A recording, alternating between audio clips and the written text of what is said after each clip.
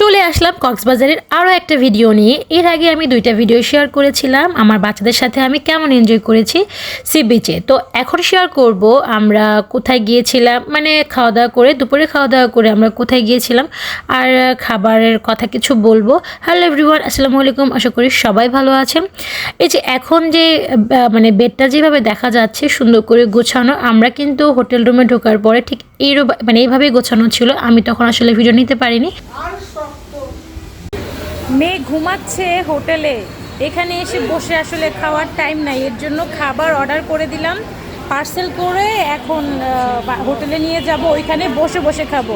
আমি আসলে ভিডিওর মধ্যে কথা বলতেছি, মানে হোটেলের মধ্যে কথা বোঝা যায় কিনা জানি না, তাই আসলে এভাবে বলতেছি। আর এই হোটেলটা একদম রোড সাইড, খাবার ভালো। সকালে এখানে নাস্তা করছি। যে হোটেলেই আমি সকালে নাস্তা করেছি ওই হোটেল থেকে দুপুরের খাবার নেব। এখানে আমি খাবারের প্রশংসা করলেও আসলে খাবার তেমন একটা ভালো ছিল না। আর হোটেল ছিল একদম রোডের সাথে, লং বিচ হোটেলের অপোজিটে। আর ওই যে মেজাইন ডাইন তার সাথেই আসলে এই হোটেলটা আমি দেখাচ্ছিলাম ইশারা। খাবারের কথা কি আর বলবো, কোনো কিছু আসলে না দেখলে না খেলে আসলে বোঝা যায় না। সকালবেলা তো খুব ভালোই লেগেছে, পরোটা ডাল ভাজি খেয়েছিলাম। তবে দুপুরে ভাত খাওয়ার আগে আসলে প্রশংসা করছিলাম, কারণ তাদের সকালের খাবারটা ভালো ছিল, তাই দুপুরেরটাও ভালো হবে। তবে খাবার আসলে একদমই ভালো না। আমি অর্ডার করেছিলাম ভাত, বাচ্চাদের জন্য মুরগির মাংস, আমাদের জন্য মাছ ভুনা, লইট্টা ফ্রাই, আর হচ্ছে শুটকি ভর্তা, ডাল আর সালাদের সাথেই ছিল। তো খাবার আসলে আমার কাছে ভালো লাগেনি, তাই আমি ভিডিও করে নিই আর আপনাদের সাথে শেয়ারও করতে পারলাম না।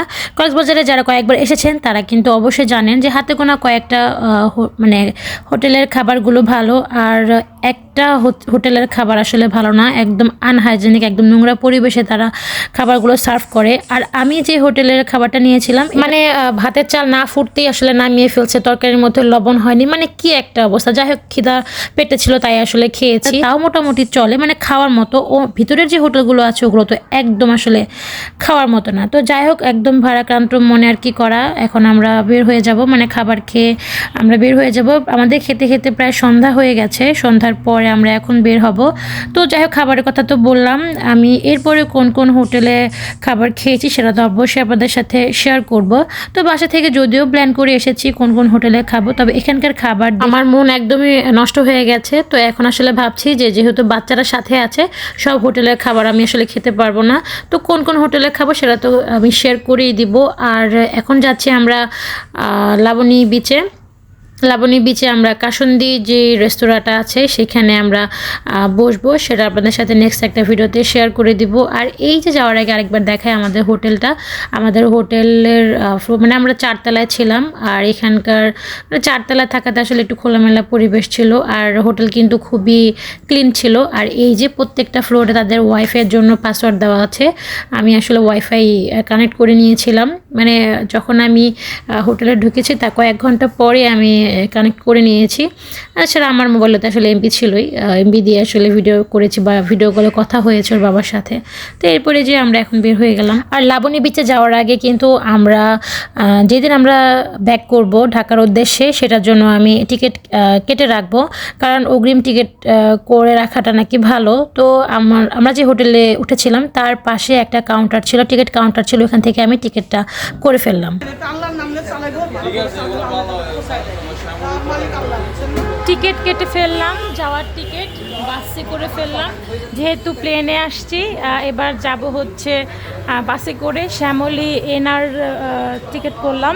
আমার ভাইয়ের ছেলে বলে দিছিল, মানে আমার এই ট্রিপের প্ল্যান যে আমি করছি ভাইয়ের কাছ থেকে, ভাইয়ের ছেলের কাছ থেকে জেনে জেনে তারপর আসলে সব কিছু মিলে তারপর আমি আসলে সব কিছু প্ল্যান করছি। যাই হোক, এটা আমাদের হোটেলের নিচেই ছিল এই কাউন্টারটা। তো এখান থেকে শ্যামলী এনআরের টিকিট কাটলাম।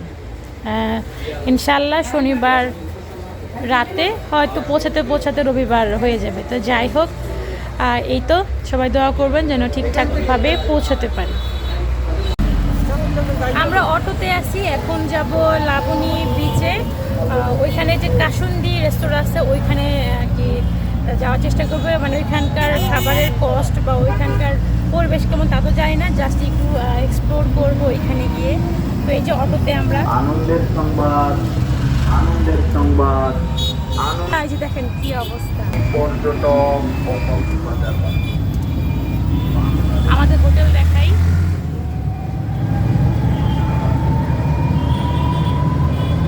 ওই যে আমাদের হোটেল, এই যে এইটা আমাদের